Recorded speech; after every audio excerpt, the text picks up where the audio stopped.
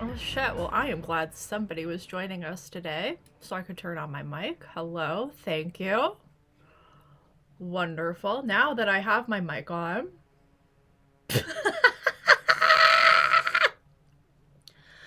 Okay. Oh, let's start again.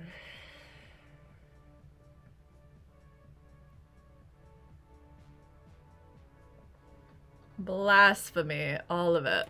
Let's just go right into it. I am going to show you this little presentation. We're going to talk about all of the spring cleaning that I like to recommend. I am a neurodivergent business coach that really specializes in engineering and software engineering. I'm a software engineer in the daytime. Really, it just depends on the month and what new awful tools come to the market. So we're going to be talking digital spring cleaning. This is going to be a overview of my April newsletter content. If you are unfamiliar or you haven't read it all, you are in the right place. We're going to talk about it a little bit. I like to work in month-long arcs that all link together, and then we'll bring it all together in a quick little reference guide that you can take away. So let's get started. Let me make sure everything is where it needs to be.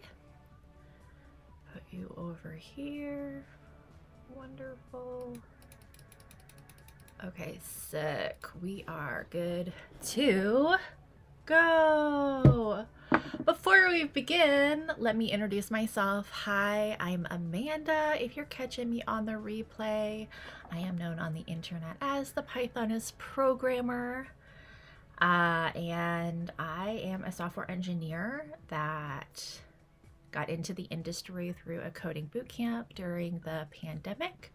I also heavily struggle with chronic illnesses, and so as a disabled baddie, I have to take things really slow and methodically. And some of the biggest things that I have taken away from my decade of chronic illnesses can be brought back into my digital life. And it's so cheesy, and I hate that everything connects back to it, but I actually really think that it's not an accident. But as I went into tech, I realized that all of these systems around us are not built for us. We have been adapting to a system of tech bros deciding for us where our attention lives, where it dies, and ultimately where our brain is getting connected to a thought pattern and a subconscious, if you will.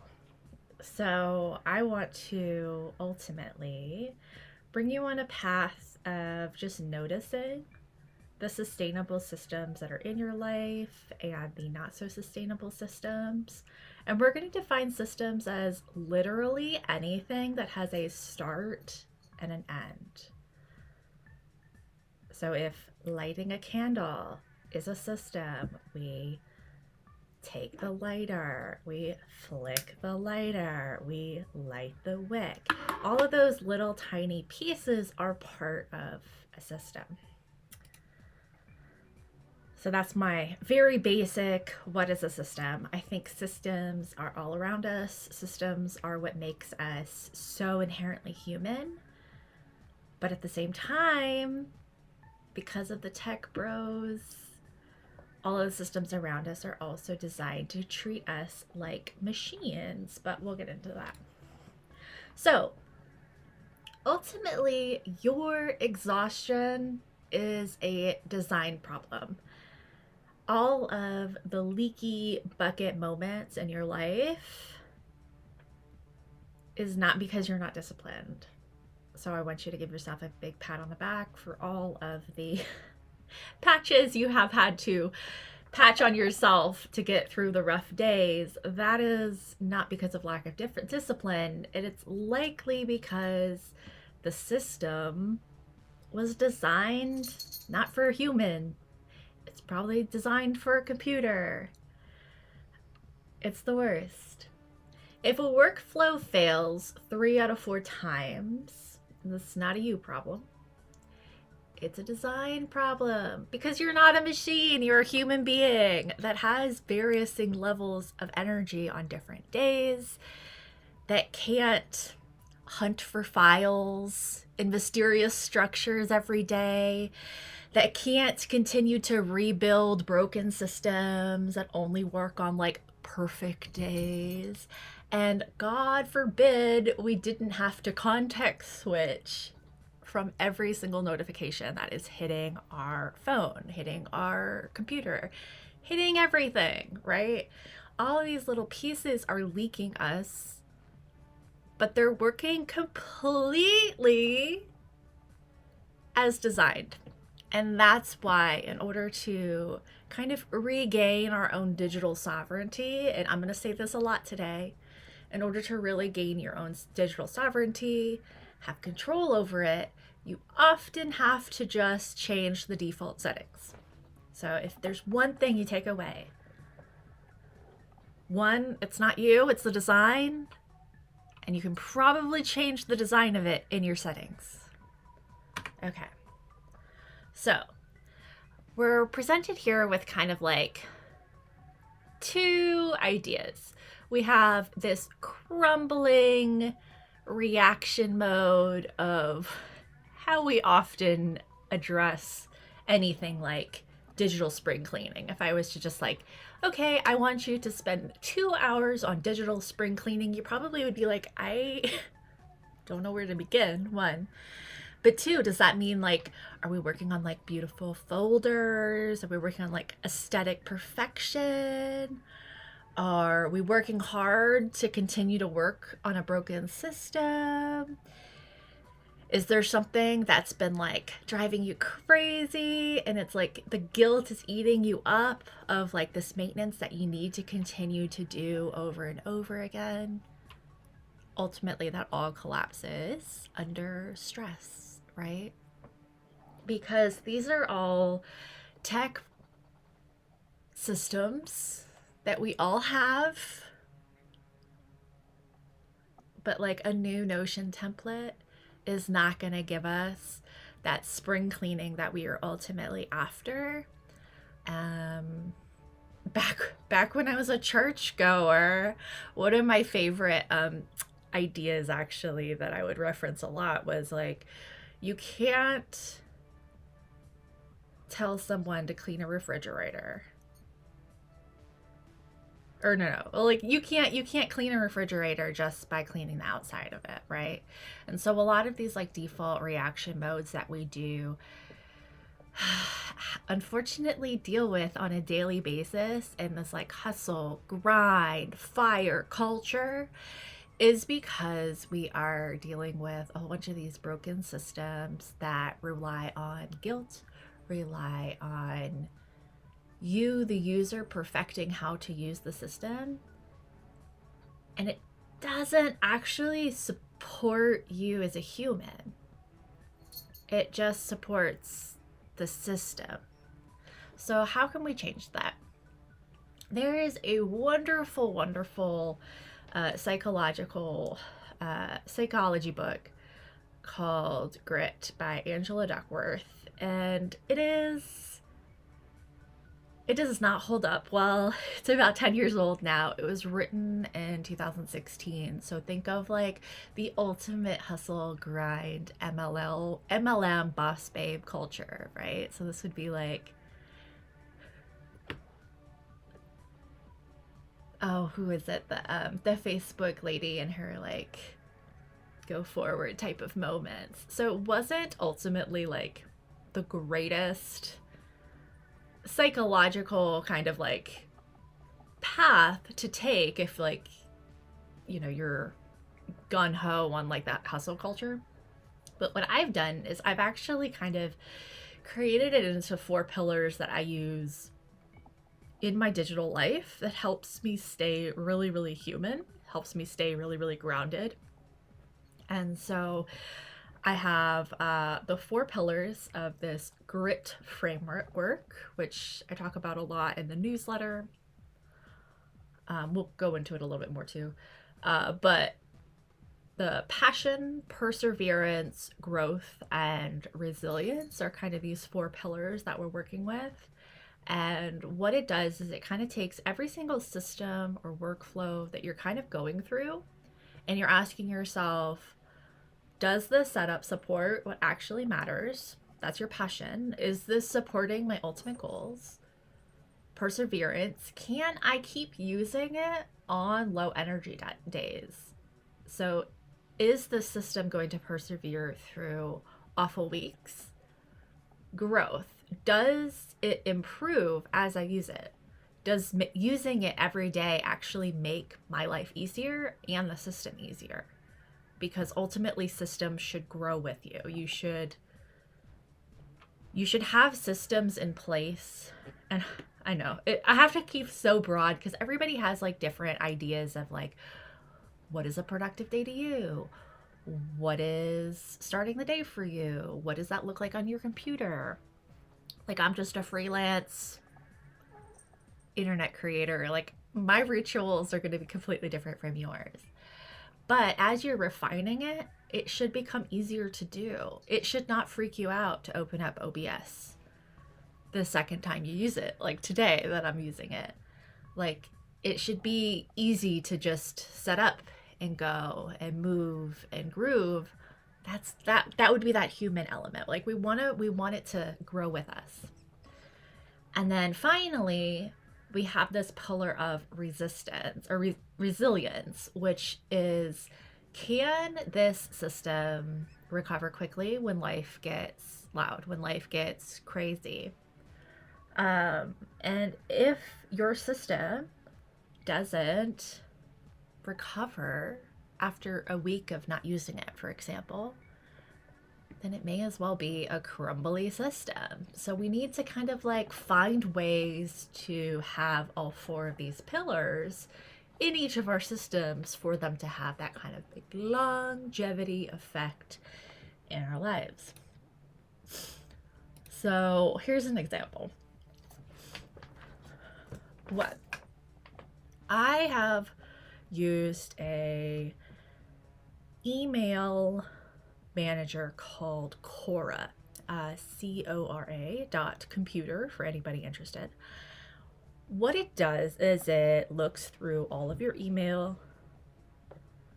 It keeps anything that you immediately need to respond to in your inbox, puts everything else in a little roundup that you get twice a day. And you can change the settings for that. So, you know, you can pick the times a day that are perfect for your schedule and everything.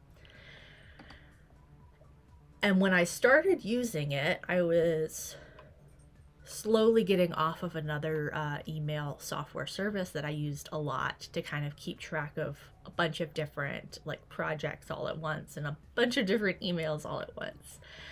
So I had to ask myself, like, does this new software support what actually matters to me? Is it going to keep those, you know, referral emails? Like, am I going to get the emails that I want to actually stay in my inbox so I can respond to them appropriately? Does that support that? It did. And then can I keep using it on low energy days? Oh my gosh, yes I can, because even on low energy days, I can just skip reading my roll up for the day and move on. Let future me read that at a later time. It's all there. I can see what day it came in. It really helps that perseverance part of my inbox. Growth. Does it improve as I use it and refine it? Again, yes. It has an AI assistant built in too that will like help you also respond to emails. But I'll be honest, I don't even use that. That's not what I need it for. But it does like refine as you go, which can be really helpful for other applications. But most importantly, it has helped my own growth of overcoming my like anxiety kind of loop of always needing to check my email, because now I know like, oh, I'll get all my emails at 11 o'clock and 7 o'clock. Then I'll respond to them. Like if I need to, like it's only those 2 times, and it really helps. And then can it recover quickly when life gets loud or when the system breaks?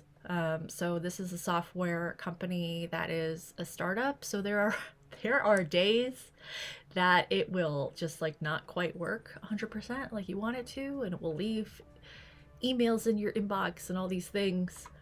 But it's very easy to recover from. It's very easy to just kind of like leave it be, let the next day tackle that for you.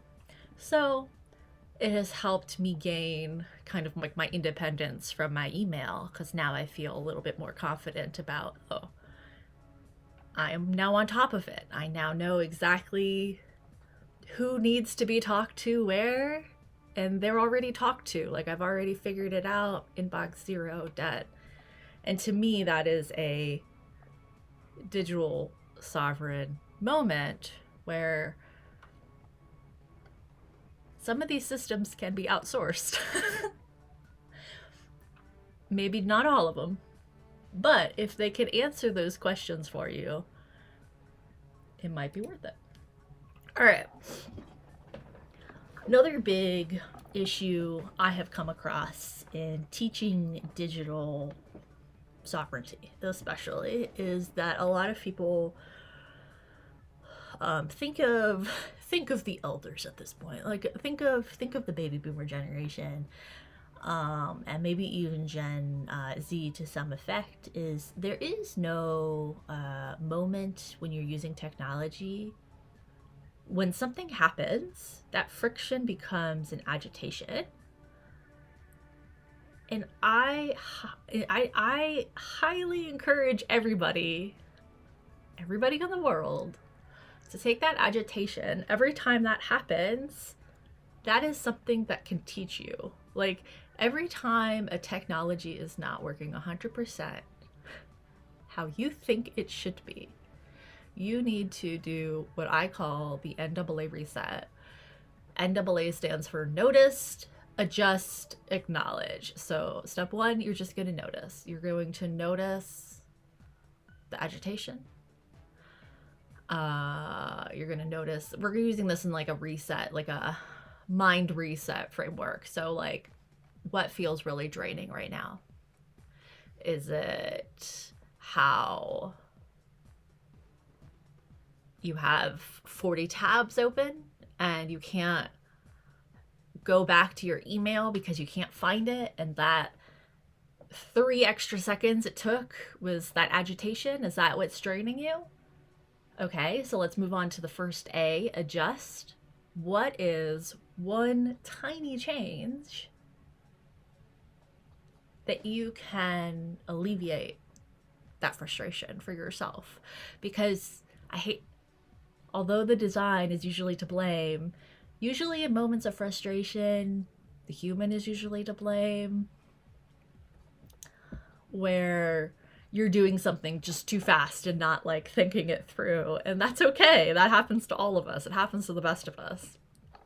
But just remembering to notice it in the moment will help you overcome it in the long term. It takes a little bit of self-awareness, which is a little hard sometimes, I will admit, but again, we're just noticing it right now, adjusting something tiny in the moment to help us. So whether that's closing a couple tabs, realizing, you know what, I need to remove this Slack notification circle from my like Windows bar because seeing it gives me anxiety. Those little things you can adjust, right? And then the most important part, that last A, you're going to acknowledge. You're going to give yourself credit for taking that change. Okay, so we're noticing, adjusting, acknowledging. Oh my gosh, that is digital sovereignty. It's not necessarily perfect systems. It is just being able to do this 3-step like rule or little reset. You're able to notice everything, adjust, acknowledge. If you do this like 3 times a week, it'll become even more easy. It'll become part of the flow of using the computer, using the phone, realizing that like, oh, you know, I don't love that notification. I'm going to turn that off. You know, it's so easy to do, but no one tells us to do it.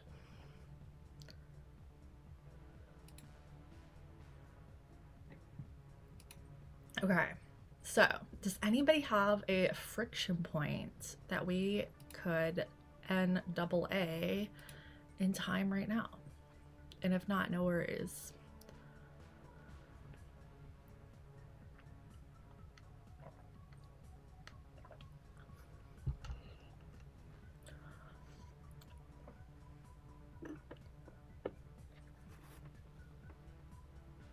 I will do one of my examples actually for myself that I set up. And that was, I often find myself cluttered desk. Yeah, Cluttered desk. So so cluttered desk is actually a great example. So on your desk right now, I want you to notice one thing that you're like, if I could just put this in a drawer, that would make my space feel a little bit more concrete, or feel like I have like one less thing to worry about. So like, for example, last month on my live, actually, we had this, I did this. So I had a thumb drive, which of course is not in here anymore because it's broken, but what's one thing on your desk that you could literally move out of your sight to it's all the same. It's all the same principle, honestly. That is kind of one of the glorious things about sovereignty, is it also applies to your personal life and every other system in your life, not just your digital life. But that's just a secret between us. But the idea of like, okay, I have a pencil pouch right in front of me. It's like wide open. I can see inside of it. It's kind of cluttered. I can just literally zip it closed. I can adjust. We're just gonna zip it closed if I can. Okay, we zipped it closed. I'm gonna put it back. It looks less cluttered now. Like, it's that simple. This is not rocket science here. It's just being able to see that you can make those small, teeny tiny changes. You are in control. But it also gives you permission to only do small tasks as well. I think that's a thing that a lot of us forgot how to do because of tech, is we now try to like bundle all of our tasks at one time to do it all. And that's because tech has taught us to do that. But that is another month. So one thing I suggested in the newsletter, and I'll only briefly go over this because this can start to get a little bit tedious if you think about it too long, is I want you to use your favorite notes app on your phone that you can quick capture ideas. So anything works as long as you can quick capture. I want you to start taking those moments that you're noticing and write them down. Your moments of friction are giving you valuable information about your workflows that you can only really self-reflect on when you have the data. And I get to be the bringer of this news that you can only get data if you collect it. So use an app that you're already using, and even use some of your like workflow apps that you're already using. Like I use Finch, like the little daily healthcare little bird that like helps you with your to-do list. I would go into that and look at my past to-dos and stuff too. That you can see these like friction points of like, oh, I had to, because sometimes I'll put them in there. That's how I'll usually make these friction notes. So it doesn't need to be an actual notes app either. It can just be something that like you feel that you need to like have crossed off of a task list. You're like, this was a pain in the ass. Let's move on. Yes, the Finchford is great. I like getting points for my frustrations. That's all I can say. But any moments of friction that do come up at the end of the week, you can even just collect them. Just collect them through the week. At the end of the week, just work on one. Okay, we are not trying to rebuild everything. We don't have time for that, but we can rebuild one little thing. So if you at the end of the week, you're like, oh my gosh, I hate so much that I have to like always check this app. Like for me, I'm a no notifications person, for example. But some of my messaging apps, I do actually want to get notifications when, I'm texting someone or, and I'm like, I actually do want to get messages from my friends too. So let me go into my settings, let me update these notifications, and let me actually get those notifications because those would better serve me. So that's kind of a reverse example. I'm going to tell you to turn them all off later, but you can see how I also have to turn things back on, because I would rather not open up the same app 3 times a day to check to see if I got any messages in it. If I could just turn on the notifications for the threads that I'm looking for. It's that easy. It is that easy. So we have 2 different layers that we're working with for our digital clarity. Stack 1 is our structural clarity. And so we are going to talk about folders. I talk about a 3-folder root folder system. And a root folder means, so if we look at this little reference down here, a root folder means that this is like your first level of folders that you're looking at. So the idea here is, how can you reduce your decision fatigue when you're saving documents, when you're saving files, so you can deal with the file later, but also so future you does not have to open the file later to know what's inside of it. Because that is so annoying, right? Like, oh, I just need that one PDF. I needed that one graphic. Like, well, where is it? But also it helps you with those micro decisions, because when you are done writing a beautiful PowerPoint presentation, for example, the first thing that you think of is not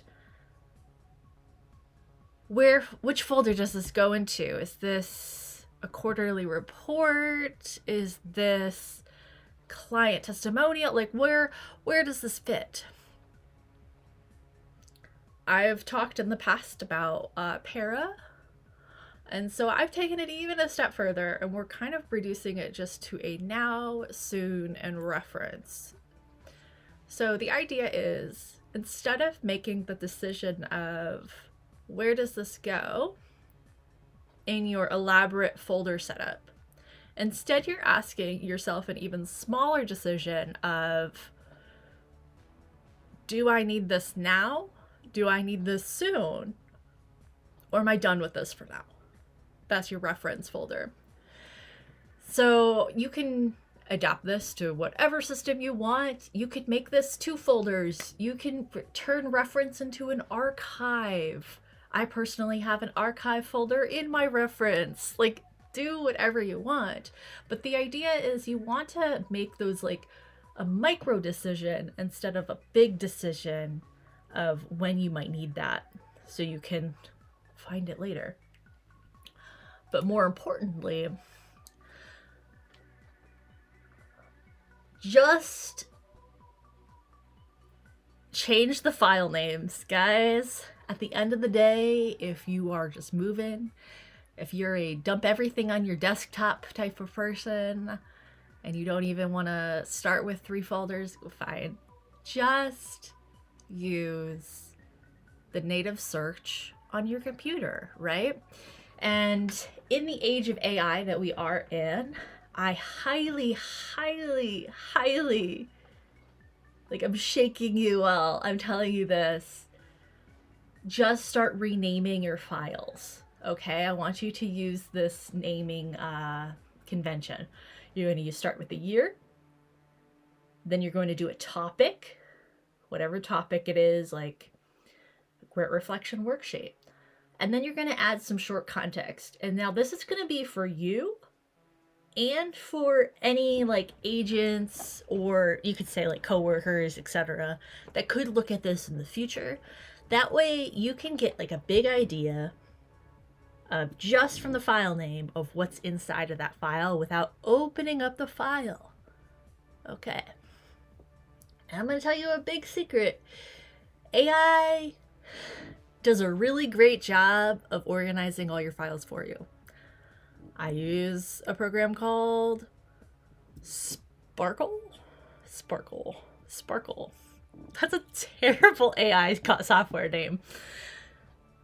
They've been around a while, but those file names are extremely important for AI agents to go through and actually organize your files for you. And if you start using these naming conventions now, future you won't have as much to backlog, right? And there's ways that you can kind of update this. Like I have different agents like in my brain. So I have a repository that I use for like all of my notes throughout the week and stuff. And I have my cursor agent will rename things for me as they come along in this naming convention as well. So it's not like you're always having to create this for yourself, but you can kind of see here when you have the year, it's very helpful. So I can see like, oh, that was clearly from last year. This is my most recent presentation because it's from today, etc. It allows you to just look at everything at a glance. And then more importantly, you can search it so much easier. So instead of your file name being, final, actual final .doc, when you're searching for that document later, regardless of what kind of file system you have, you will eventually just be searching for it. So include the topic, include some short context in that file name, and save yourself the trouble later.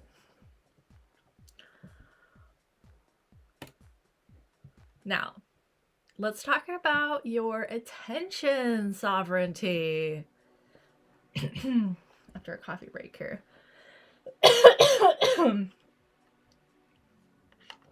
Excuse me. Okay. One, you are going to, from now on, give up the emergency theater, and you're going to triage all the notifications that come in your phone, on your computer.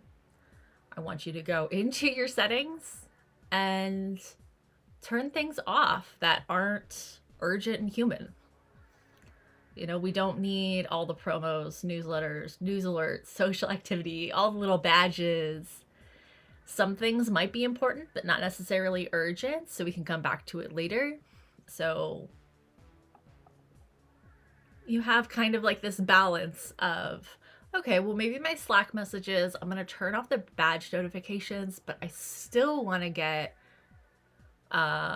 notifications on like particular Slack channels. That's totally fine. The idea is turning some of it off, okay? Not all of it, some of it. Start with some of it. Build your way up. Some notifications are helpful. Like if I get a national security alert, I want that, right? So some alerts are helpful, but reducing the number of non-urgent,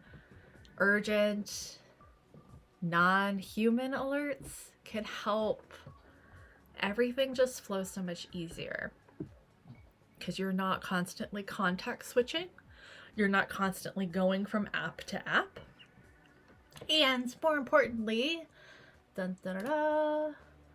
you can make better decisions. So if you are doing an emergency theater where you are always having your inbox open, for example,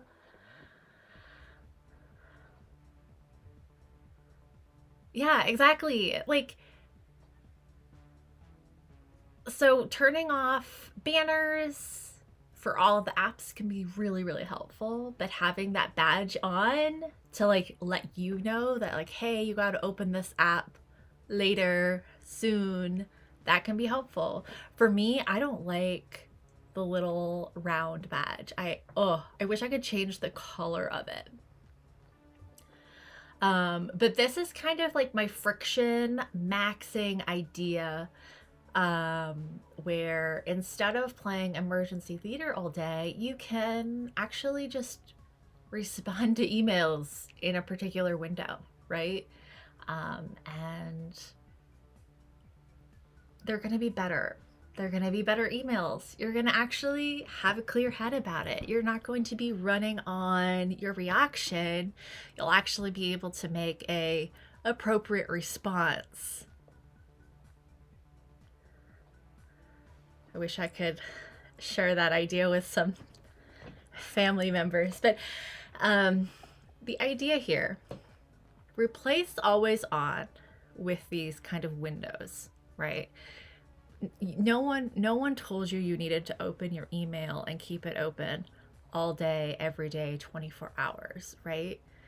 If you have a crazy boss, maybe work that out. Try having these like intentional response windows, and you will see actual productivity increase in a way that hustle maxing never would have taught you. And here is a great mantra to kind of pull it all together here with our notifications, is to keep myself human, I always change the default notification settings of new apps. Always, every time. Just do not allow those notifications in the first place, right, guys? Turn it off. Now, in the newsletters, I also talk about a fail soft maintenance stack. So in engineering, there is two main ways that you can fail. You can fail hard or you can fail soft. Take a guess as to which one sounds better.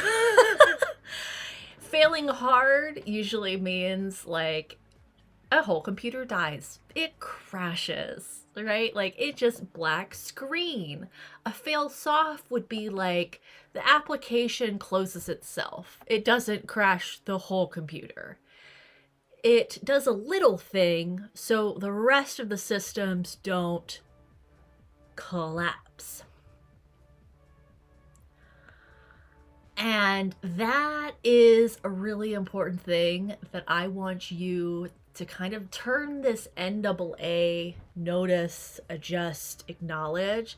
I want you to kind of turn that into your own mini fail soft on really bad days, because you will have a really bad day. Your systems will fail. That's what happens. Like, it's never perfect, right? So being able to notice, acknowledge, or notice, adjust, acknowledge in the moment as you might be hitting a failure can kind of turn this into a fail soft moment instead of a fail hard moment. And as someone with very low energy levels, this is incredibly helpful to a lot of different aspects of life. So feel free to apply it elsewhere. I removed almost all the apps from my Apple Watch. I do not need exactly. Like, I use a Samsung watch, and I really, the only apps I have on here, like, I'll remove things that I don't need. Like, I had to remove Spotify the other day. I was like, I don't need that on here. Like, it's not helpful for me to have to update it every couple of months if I'm only using it like once a quarter.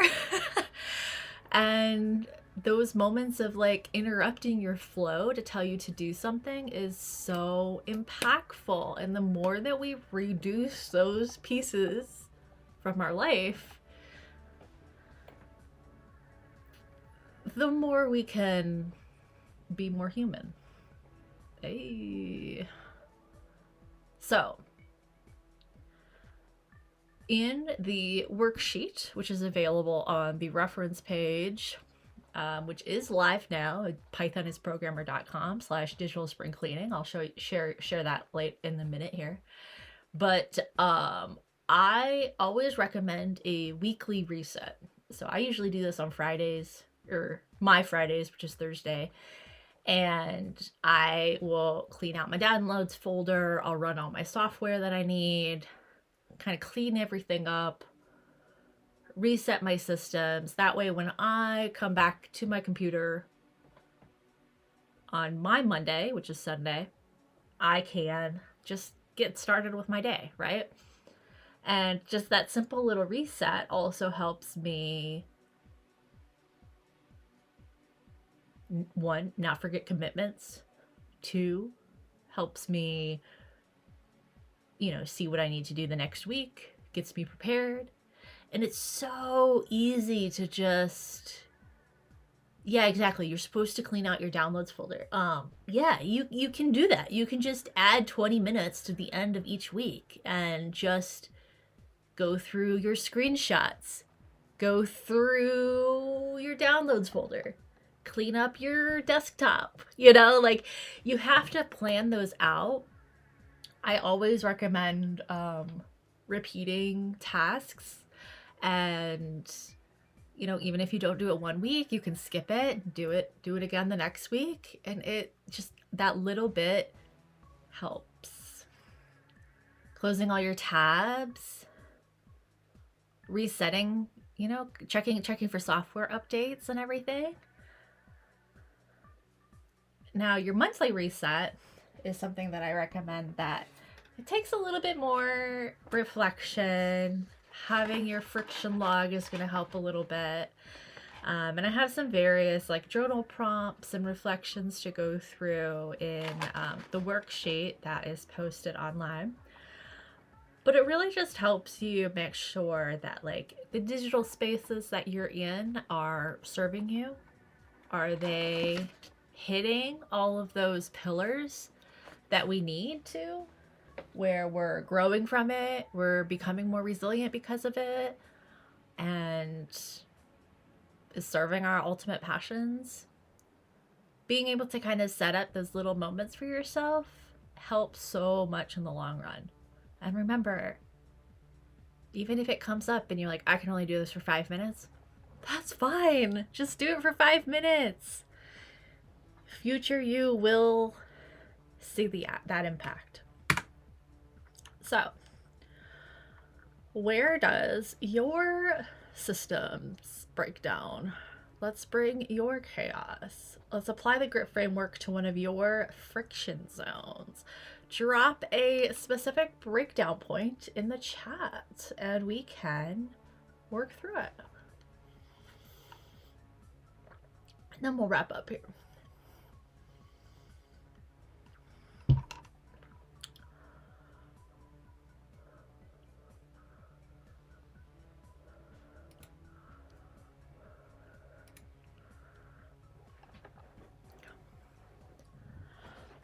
One often system breakdown I see a lot with clients of mine, and that I see in myself when I began offering consulting services, was I often would find that I would start notes in one app, finish them in another, but then when I was actively trying to get ready for that call, I would be searching in my Google Drive and my Notion, all these different things for all these different files. And that was extremely chaotic.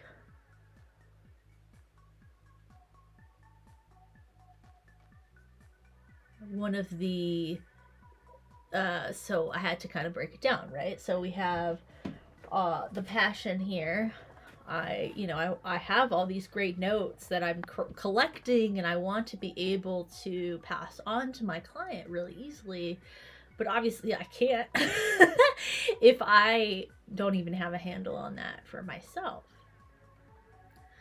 So you have to ask yourself, where can I go? Where am I going first to look for this information? I found that I was looking for that information in Google Drive because I usually use Google Drive to share documents and stuff with other people. It's a fairly easy, friendly way to do that.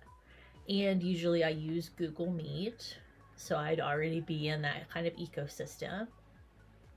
And so because I was already starting there,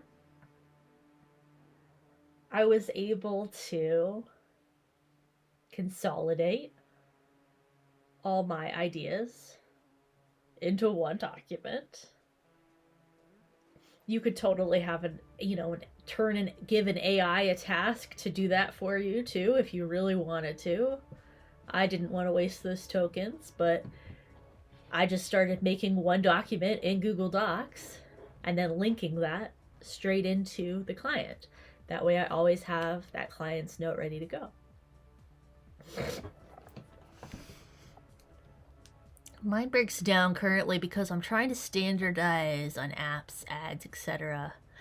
That's a huge system breakdown that I think a lot of entrepreneurial spirits face. Is this breakdown isn't even really starting yet because we are still trying to finalize so much.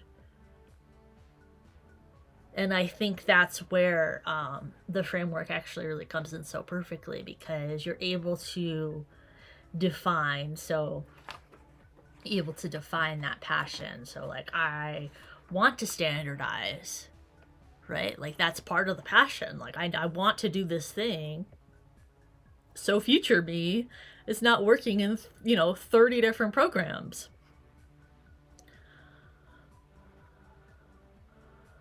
And like, yes, standardizing AI in 2026, is that even possible yet? Right? Like, there's all these different like questions that you're asking yourself. But what you could ultimately do is kind of look at it from almost like an engineering perspective, where you're kind of like, okay, well, if I know that the AI standardization is only going to get worse before it gets better, let me make sure that I am integrating a layer that allows me to update my LLM model at any time for my program, giving that kind of resiliency, right? I wish the same would go for apps, but unfortunately that's just kind of how apps work right now, right? Is like, I wish I could say, oh, just, pick React, it will just always be here. No. I will say, Rust has gotten on the radar a lot lately. Maybe that will become our standard soon. But being able to break down, even being able to break down, okay, I know that this layer is unstable, what layer can I create as a buffer, can be really helpful as well for more complex decision making. Just something to think about. So this year so far has brought us this fire horse energy dynamic of the Chinese New Year. We're definitely moving past the wooden snake of wax steer. There's a lot more fire and passion in the air these days. Here is some highlights from this past month, where the main energy was, of course, leading with independence and sovereignty. You're going to build for the week that you have, not for the week you wish you had. Like, for example, I was in bed 2 days out of this week. That was not part of the plan, but because my systems are very flexible, I made it work. And now I can build for even more resiliency in the future. Real dynamic energy means knowing your pace and your pivots. Every alert you turn off and every rule you own is an act of digital sovereignty. And what are your next steps for that digital sovereignty, my friends? You are going to go to thepythonistprogrammer.com/digital spring cleaning. You're going to look through all of the resources we just went over today. Look at them, enjoy them. I have a refreshed grid framework workbook that gives you lots of journal questions, lots of reflection, all for free, as well as a single page printable NAA micro reflection resource. So you can have that on your desk. So you have a new fail safe to do. So that is our little presentation today. Let me show you our updated page, which is somehow done. You're welcome. So we talked about our energy leaks, where they're coming from, how to bring attention to them, how to adjust them. Here is the workbook. It's kind of in a draft stage right now. It might look prettier next week if you re-download it. But it goes through the simple questions, you know, what currently feels clear in this workflow, what is feeling chaotic. You can really kind of see those different questions for each of the resilience, or each of the grit framework pillars. And then the NAA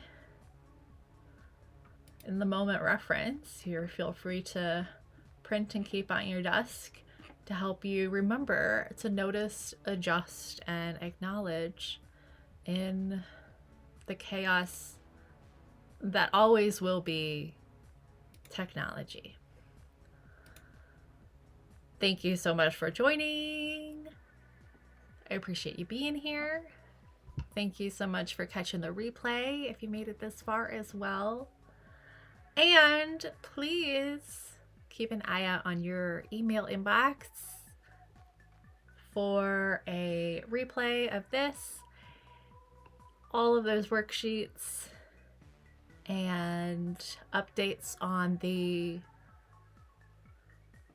event next month. I'm trying to remember what my theme is next month. I think it's automation. Yeah, it's automation. Sweet. So next month we'll be here again on Sunday the 31st, and we'll be talking about mindful automations, setting up systems that work for you and your client. And you'll get to learn about my acronyms for both of those. So thank you so much for joining me, and I hope you have a wonderful rest of your day. Bye.